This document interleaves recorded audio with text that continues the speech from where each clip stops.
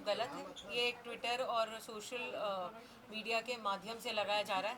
अगर ये आरोपों में अगर थोड़ा सा भी सच होता तो माननीय मंत्री जी जो एक काफ़ी एक स्पोक्समैन है, उनके काफ़ी उनको संविधान के बारे में थोड़ा बहुत तो पता होगा, ज़्यादा नहीं बट थोड़ा बहुत तो पता होगा, तो वो कोर्ट में जाइए। इतने पुख्ता सबूत हैं उनके पास, please go to the court, talk there with your evidences, you get letters. आज एक लेटर पोस्ट किया गया था जिसके ऊपर कोई भी नाम नहीं है। उनको इतना सा नहीं पता where there is no complainant there can be no complaint. आपको पता होना चाहिए कि where there is no complainant there is no complaint. एक अननोन अज्ञात लेटर को there is no approval in law. तो आप अगर ट्विटर को कोर्ट समझते हैं तो आपकी ये पर्सनल इशू है। आपके रिसर्च टीम को पकड़िए, लेकर जाइए, उठाइए और जाके कोर्ट में फाइल कीजिए आपके एविडेंसेस।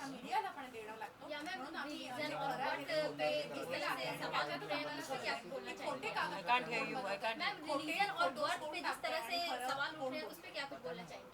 ये बड़ा ही शर्मनाक किस्सा है कि कोई भी उठा के कोई भी इंसान किसी भी बेटी को, बहू को, पिता को, मृत्यु माँ को आप कुछ भी बोल रहे हो, अनाप शनाप बक रहे हो। You are at a post, you should respect women, you should respect somebody's बहू, you should respect somebody's daughter, you should respect somebody's father. आपको इस बात का एहसास होना चाहिए बेसिकली कि आप इतने बड़े पोस्ट पे हो, आपकी भी बहू बेटियाँ डेफिनेटली ज़रूर है। तो आप उनको सोच आप मैंने उनको तो कभी नहीं देखा ये सवाल और जवाब के माध्यम से। तो आप उनकी बहू बेटियों के उनके भी पिक्चर्स होंगे, उनका भी कोई कुछ होगा, तो आप सोचिए इतने गिरा हुआ काम करना, ये तो मुझसे नहीं होगा। I will never do that to you. I will personally say that आप बहुत रिस्पेक्टेड इंसान हैं, आप अपनी क्लास में चलिए। आपको आपका क्या इरादा है मुझे तो समझ नहीं आती है, but you are definitely creating a false image, definitely you are tarnishing name of a woman. आपने एक बैठे बैठे एक क्रिमिनल लॉयर को, एक लॉयर है जो औरतों के लिए लड़ती है, उसकी सेफ्टी के लिए लड़ती है, एक औरत है जो जो केसेस लेती है, आपने उस औरत को डॉन बोल दिया। आपने एक संविधान के इंसान को डॉन बोल दिया। मतलब आप कितने गलत हो सकते हो। आपने वो नहीं चला तो आपने गलत ट्वीट कर दिया जहाँ दुबई बोला गया। आपको पासपोर्ट चेक कीजिए। आप एक ब्यूरोक्रेटिक ऑफिसर के ऊपर इल्ज़ाम लगाने से पहले आप अपने वेरिफिकेशंस कीजिए। आप सुबह सुबह उठ के कोई भी माध्यम से किसी को कुछ नहीं बोल सकते। आप गलत हो इस मामले में। It is morally, ethically and principally wrong whatever you are going, and it is even legally wrong to do that. आप कोई भी माध्यम से कोई भी चीज़ आप एक 75 ईयर्स ओल्ड के एक्स पुलिस मैन को आप गलत सर्टिफिकेट्स, बोगस सर्टिफिकेट बनाने का इल्ज़ाम दे रहे हो।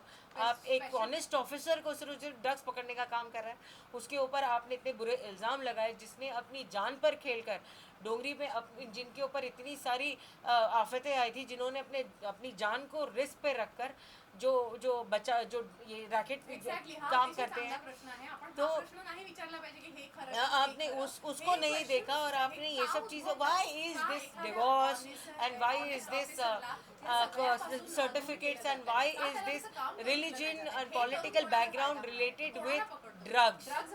ये कहाँ तक की कनेक्शन इनका, मेरे को नवाब मलिक जी जवाब दीजिए, ये तीनों का कनेक्शन कहाँ मिलता है? बस वो अब मेरा भाई, आप एक आदमी है जो एक एनआईए में काम करता है, एक बड़ा ऑफिसर रह चुका है ना, जो एक इन्वेस्टिगेशन एजेंसी है हमारे देश की। आप वो एक काम कर चुका है। He is very honest on his every post. He was never labelled और never had and appointed, but the thing is that it is very sad to know that right now that he's being questioned, he's been alleged extortion। लिया होता तो वो अब तक jail में क्यों होता है? It's a very sensible बात। As a lawyer I'm saying this, as a personal lawyer, कि अगर ये सब बात हो जाती तो कोई बेचारे अब तक वो बेचारा बच्चा जेल में क्यों होता? I'm just talking normally, like you know, as a normal lawyer।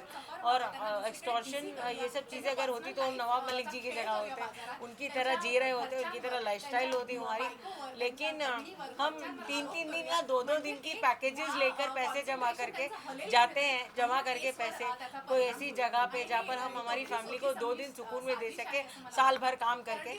तो आप उसको टारगेट बनाते हो, आपकी तरह तो लाइफस्टाइल हमारी है नहीं कि आप बोल सकते हो कि हम एक्सटॉर्शन करते हैं। और अगर आप बोलते हो तो प्रूफ कीजिए, प्रूफ हो गए, I please give proof. Twitter court नहीं है, please go to the honourable court, they are there, संविधान है हमारे लिए, प्लीज जाइए वहाँ बात कीजिए, वहाँ जवाब दिया जाएगा। या मैम, जिस तरह से धमकियां मिल रही हैं उसके बारे में क्या कुछ बोलना चाहेंगे? अभी तक कुछ भी नहीं पता चल रहा है कि सही है गलत है, आप जिस तरह से बोल रही है धमकियों के बारे में क्या कुछ बोलना चाहेंगे? I am getting unknown calls, I am getting unknown calls saying कि आप कौन से कोर्ट में है, तू से जवाब दिया जा रहा है। एक अननोन कॉल्स आ रहे हैं 00 नंबर से, मुझे पता नहीं है, लेकिन काफ़ी कुछ अननोन कॉल्स और धमकियों के कॉल्स आ रहे हैं कि तुझे मार देंगे, तुझे ख़त्म कर देंगे, तुझे उठा लेंगे, तू अपने आप को क्या समझती है, ज़बान तेरी बहुत चलती है, कहाँ फेंक के जाएगी तुझे पता भी नहीं चलेगा, ये मीडिया तो है, दो आज है कल नहीं है, ये सब दिखाया नहीं जाएगा, तू कहाँ गायब हो जाएगी, तू रुक, तुझे दिखाते हैं, हम तुझे ट्रैप करते हैं, तेरा स्टिंग ऑपरेशन करते हैं, ये सब भी बोला जा चुका है मुझे कि तू जा रही होगी तो तेरा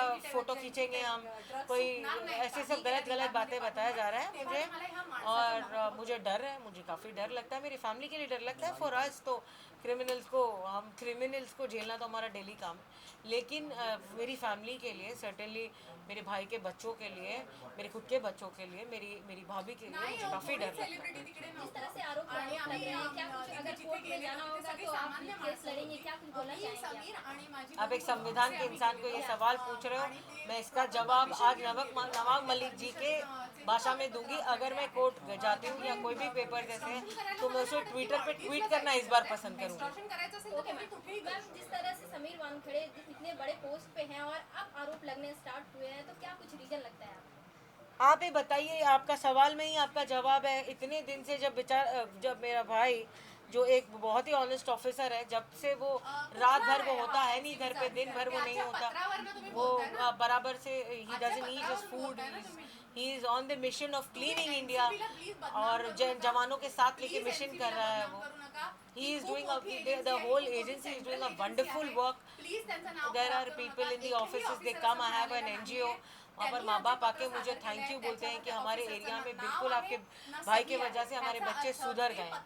सो I see the good part of it basically. So अभी that is the only thing. हर एक बुरे के साथ एक अच्छा होता है, हर एक अच्छे के साथ बुरा होता है। मुझे पता है कि हम सब सच हैं, हम पूरा वानखेड़े परिवार सच है, तो सत्य में जीत ही होती है।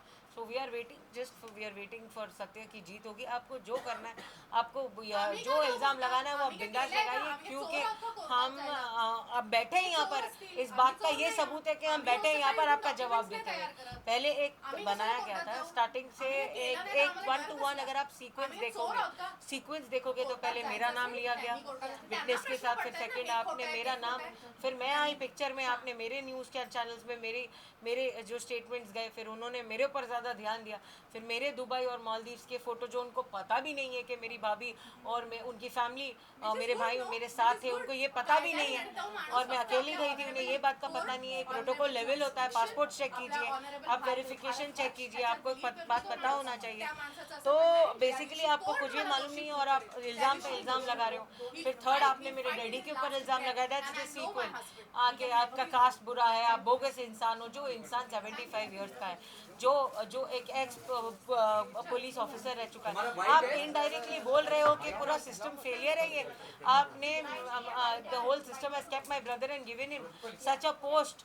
आपने पूरे सिस्टम को फेलियर करार दिया है कि फेलियर, कि आप सर्टिफिकेट चेक नहीं कर पाए, उनका नाम डिफरेंट है, आप सिस्टम फेलियर प्रूफ करना चाहते हो। इसके माध्यम से आप बोलना चाहते हो कि सब बोगस है, मैं ही सही हूँ। आप ये बोलना चाहते हो, आप पूरे सिस्टम को फेल बताना चाहते हो। ऐसे तो आप एनआईए के ऑफिसर को बोल रहे हो, वो जीएसटी जो रह चुका है, उनके पोस्ट अलग अलग हो चुके हैं, आप पूरे एनआईए में भी हो चुका है, एक बड़े बड़े पोस्ट पे एजेंसीज पे, आप सब एजेंसीज को आपको उनको दिखा रहे हो कि ये कितने बड़े फेलियर हैं। आप ऐसा बोल रहे हो कि उन्होंने ओवर चेक नहीं किया होगा। और जाने दिया होगा। आप ये केसेस को, आपके पास अगर, मैं आपको एक एडवाइस देना चाहती हूँ, अगर आपके पास इतने अच्छे सबूत हैं, आपके पास एक्सीलेंट सबूत है, आप बहुत स्ट्रांग हो, आप फाइनेंशियली बहुत ज़्यादा स्ट्रांग हो, आप एक पॉलिटिकल बहुत अच्छी पोस्ट पे हो, आप उठिए और कोर्ट जाइए। जिस तरह से आर्यन खान का उन्होंने संभाल रखा था अभी तक का, उसमें क्या कुछ बोलना है? उनसे आरोप लग रहे हैं कि नहीं, right now I came to know with my lawyers that there was a affidavit filed by the advocate of Aryan Khan, Yeah. that he has Mr. Samir Wankade has no involvement in that, and that is a good news for our lawyers. But the thing is that it's sub judice और मुझे उसमें no comments है। ये case मेरे हाथ में नहीं होता तो definitely I would have given a statement. yeah, thank you.